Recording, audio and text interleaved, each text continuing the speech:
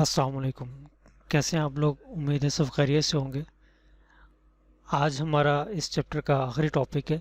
इससे पहले जो हम इसका फर्स्ट पार्ट जो डिस्कस कर चुके थे वो थे क्लासिकल कंडीशनिंग। क्लासिकल कंडीशनिंग के अंदर हमने देखा था कि किस तरह जो नेचुरल स्टिमुलस होता है वो नेचुरल रिस्पॉन्स को बनाता है, और उसी तरह ही अगर हम जितने ज़्यादा इसके अंदर स्टिमुलस को इंट्रोड्यूस करवाते जाएंगे वो किस तरह रिलेशनशिप बिल्ड करता हुआ आपके लिए लर्निंग का बायस बन रहा होता है। तो हम इन चीज़ों को, जो भी चीज़ें हम रिलेशनशिप क्रिएट करती थी, उन्हें हम कंडीशन का नाम देते थे, मशरूतियत कहते थे। आज हम लोग एक और इसी के से मिलता जुलता टॉपिक पढ़ेंगे। इस टॉपिक का नाम है ऑपरेंट कंडीशनिंग। इससे पीछे वाला जो टॉपिक था क्लासिकल, उसके अंदर हमने एक पढ़ा, तजर्बा भी पढ़ा, एक्सपेरिमेंट पढ़ा, जिसको हम पेवलोव के नाम से जानते हैं। इसके अंदर भी एक हम एक्सपेरिमेंट पढ़ेंगे जिसे हम स्किनर के नाम से पढ़ेंगे। अब जनरल टर्म्स के अंदर मैं अगर आपको इसके समझाने की कोशिश करूँ तो ऑपरेंट कंडीशनिंग के अंदर जो चीज़ मायने रखती है, जो चीज़ हम सीखते हैं, वो कैसे सीख रहे होते हैं। क्लासिकल कंडीशनिंग के अंदर सारे का सारा सेटअप बनाया जाता है, ठीक है। चीज़ें स्टिमुलस बनती बनती आहिस्ता आहिस्ता रिस्पॉन्स तक जाती हैं, देन जाके आपका लर्निंग होती है। लेकिन ऑपरेंट कंडीशनिंग को अगर एग्जांपल के थ्रू समझाऊं, ऑपरेंट कंडीशनिंग हमेशा आपके नताइज के ऊपर बेस करती है। मसलन ये कि जिस तरह का, फॉर एग्जांपल हम चाहते हैं कि हम किसी को एक चीज़ ऐसी सिखाएं जो बिल्कुल एज इट इज़ हमारे मुताबिक चले, ठीक है। जिस तरह कोई भी, अगर आप देखें कोई भी मशीनरी देख लें, जस्ट लाइक ओवन देखें, तो ओवन का काम क्या है? वो सिर्फ क्या करेगा? आपका खाना ही गर्म करेगा। इससे वॉशिंग मशीन है, ठीक है, वो क्या करेगी? आपके लिए कपड़े ही धोएगी, जस्ट इसके अलावा कोई और काम नहीं करेगी। तो ऑपरेंट कंडीशनिंग के अंदर भी हम उसे इस तरह का ही कुछ काम सिखाने की कोशिश करते हैं, या मर्जी का वो अमल सिखाने की कोशिश करते हैं, ठीक है। और उसको कैसे सिखाते हैं वो हम आज के टॉपिक के अंदर डिस्कस करेंगे। सबसे पहले ये जो टर्म्स थी, ये इंट्रोड्यूस करवाने वाला शख्स जो था वो स्किनर था। उसने बेसिकली ये कहा कि जो भी आपके अमाल व अफ़ाल होते हैं जो बेसाख्ता होते हैं, इंटेंशनल नहीं होते, ठीक है, और बगैर किसी ज़ाहरी महीज के सरजद होते हैं। इसके अंदर स्टिमुलस और रिस्पॉन्स का इतना अमल दखल नहीं होता, ठीक है। इसके बरक्स वो अफ़ाल जो महीज के जवाब में सरजद होते हैं वो क्या कहलाते हैं? रिस्पोंडेंट कहलाते हैं, ठीक हो गया। अगर स्टिमुलस को हम लोग निकाल दें फिर भी कोई रिएक्शन आए तो उसे हम ऑपरेंट कहते हैं। अगर स्टिमुलस की वजह से कोई चीज़ आए तो उसे हम रिस्पॉन्स कहते हैं, ठीक है। स्टिमुलस की डेफिनेशन ही कि ये है कि कोई भी ऐसी चीज़ जो आपको कोई ना कोई रिस्पॉन्स करने पर मजबूर करती है वो क्या कहलाती है? आपकी स्टिमुलस कहलाते हैं। अब इसके अंदर हम लोग एक ख़ास टर्म को लर्न करेंगे, वो है तक़वियत। वो बार बार इसके बारे में आपको बताया गया, ठीक है। जब हम तक़वियत के ज़रिए किसी ख़ास किस्म के अफ़आल को अंजाम देना सीखते हैं तो हम उसे ऑपरेंट कंडीशनिंग कहते हैं, ठीक है।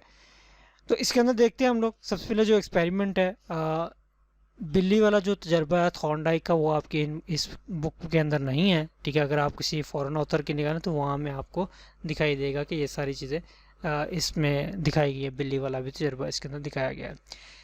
आपकी बुक के अंदर जो शामिल है वो स्किनर बॉक्स वाला है, ठीक है, जिसके अंदर एक कबूतर को लेके तजर्बा किया गया है। तो उसके लिए हम लोग देख लेते हैं। इसके अंदर आप देखें, कबूतर को तक़वियत दी जाएगी खाने के ऊपर, ठीक है, कि वह ख़ास जगह पे लीवर पे जाके अपनी चोंच को मारेगा तो वो उसको खाना मिलेगा। वो Aahista Aahista trial and error method के ज़रिए अपना वो जाके उस लीवर पे जाके चोंच मारना सीख जाता है और उससे वो खाना मिलना शुरू हो जाता है, ठीक हो गया। चल देख लेते हैं इसके अंदर क्या चीज़ें हैं। स्किनर ने कबूतरों के लिए एक मखसूस पिंजरा बनवाया जिसको हमने स्किनर बॉक्स का नाम दिया। उस पिंजरे में कबूतर की हरकत को देखने के लिए सामने की तरफ क्या एक शीशा लगाया ताकि उसे हम देख सकें, ठीक। उसके अंदर एक लीवर लगा। लीवर का मतलब एक कुंडी जिसे आप कहते हैं, ठीक है, जिसे दबाने से क्या खुराक कबूतर के सामने आ जाती थी। जब आप कबूतर को उस पिंजरे के अंदर डाला गया तो उसने पहल पहल तो हर जगह पे चुंचे मारने शुरू कर दी, तो उसे कुछ भी ना मिला, ठीक है।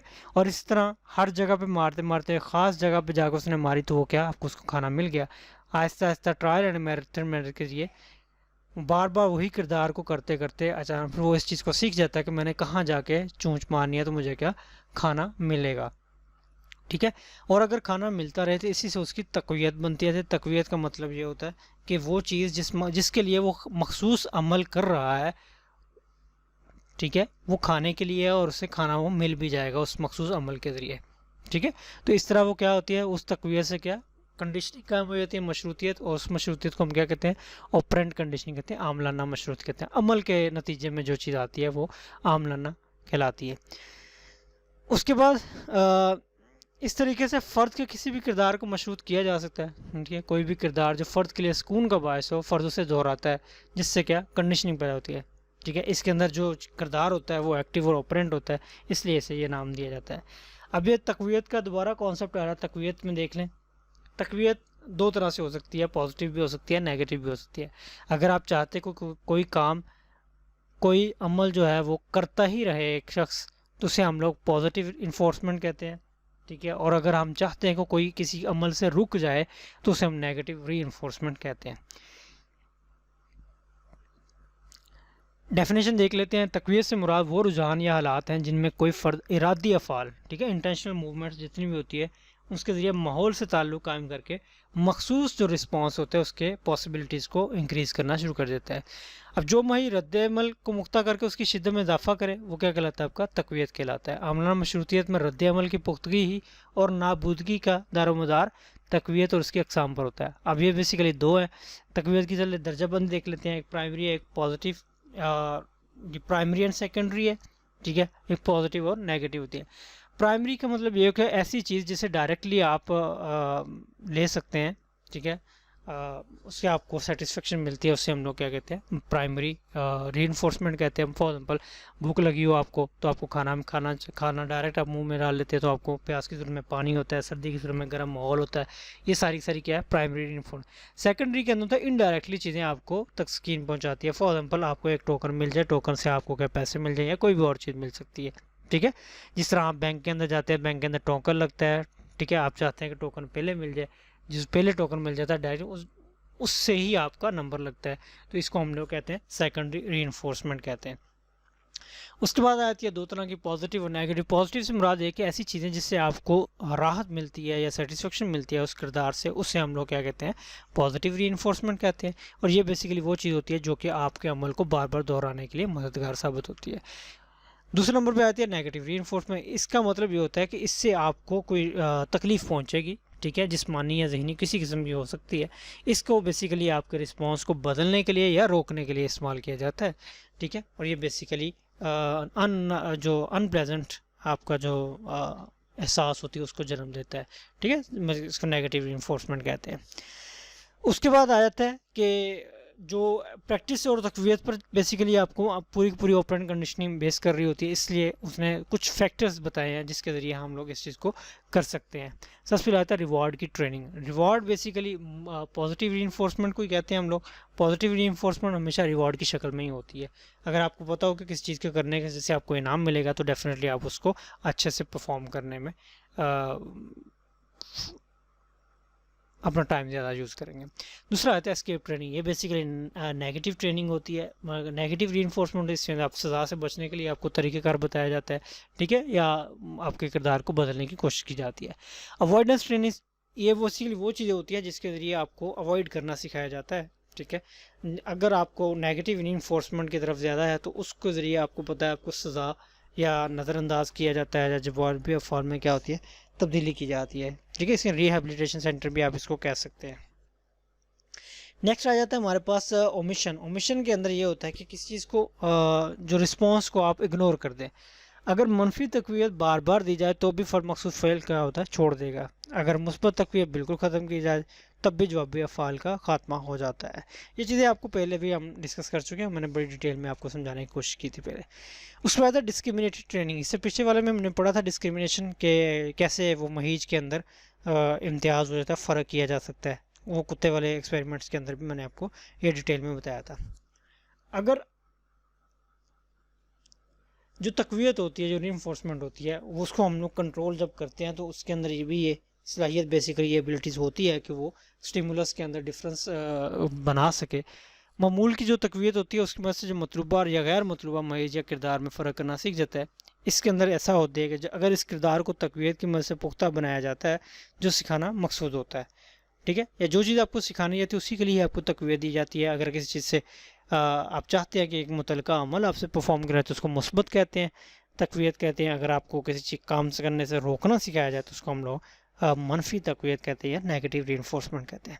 स्पॉन्टेनियस रिकवरी, ये बेसिकली वही चीज़ है कि अगर आप किसी चीज़ को छोड़ दें तो आपके लिए दूसरी बार वो चीज़ लर्न करना ज़्यादा ईजी रहती है, ठीक है। तो अगर आप उसको दूसरी बार उस चीज़ को, अगर पहले जैसी जो तकवीत जिसकी बात कर रहे हैं हम लोग, अगर वो आपको छोड़ दी जाए तो छोड़ने से आपको पता है कि आपका वो अमल क्या होता है, वो आहिस्ता आहिस्ता ख़त्म होना शुरू हो जाता है।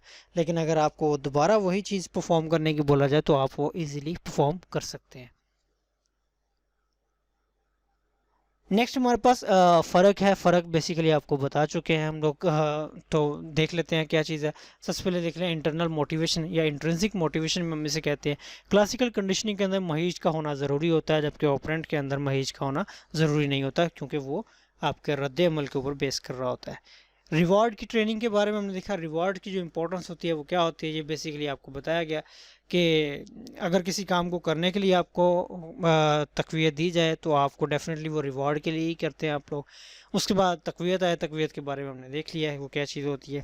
महीजात की मौजूदगी क्लासिकल में होती है, ऑपरेंट में नहीं होती, ज़रूरी नहीं होता है। बुनियादी असूल का फ़र्क भी यही है कि जो क्लासिकल कंडीशनिंग होती है वो रिलेशनशिप पे बेस करती है स्टिमुलस के, जबकि जो ऑपरेंट कंडीशनिंग होती है वो बेस करती होती है रीइंफोर्समेंट पे।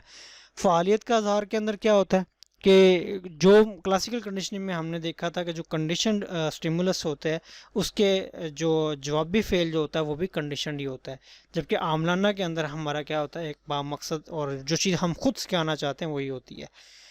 मैकेनिज़्म, मैकेनिकी फ़ेल से मुराद होता है, देखें ऑपरेंट कंडीशनिंग के अंदर आपको एक मशीन की तरह वर्क की, मैंने आपको एग्जांपल में समझाया कि अगर कोई एक चीज़, एक मशीन एक ख़ास मकसद के लिए बनाई जाती है तो उसका मकसद क्या होता है, वही काम करना होता है। तो इसी तरह ही जब हम ऑपरेंट कंडीशनिंग की बात करते हैं तो ऑपरेंट कंडीशनिंग के अंदर भी हम लोग इसी तरह का ही कुछ सिंगल वर्क सिखाने की कोशिश कर रहे हैं।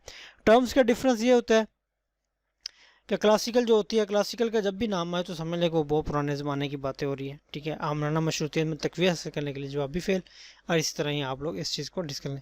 नेक्स्ट जो टॉपिक है आप उसका स्किप कर दें, ठीक है, वो इतना इंपॉर्टेंट नहीं है। तो उम्मीद करता हूँ ये चैप्टर आपको समझ में आया होगा।